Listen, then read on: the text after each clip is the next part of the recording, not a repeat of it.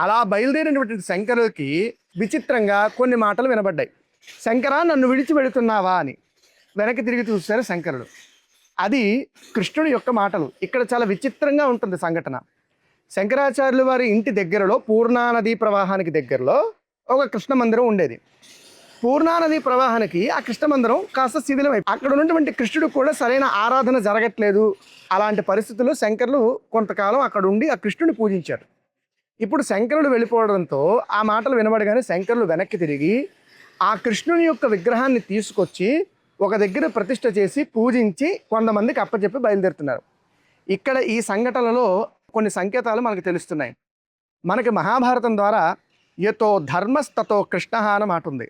ఎక్కడ ధర్మం ఉంటుందో అక్కడ కృష్ణుడు ఉంటాడు. యతో కృష్ణస్తతో జయ అన్న మాట ఉంది. ఎక్కడ కృష్ణుడు ఉంటాడో అక్కడ జయం ఉంటుంది, అంటే విజయం చేకూరుతుంది. కాబట్టి శంకరుడు ధర్మ సంస్థాపనకి బయలుదేరుతున్నారు.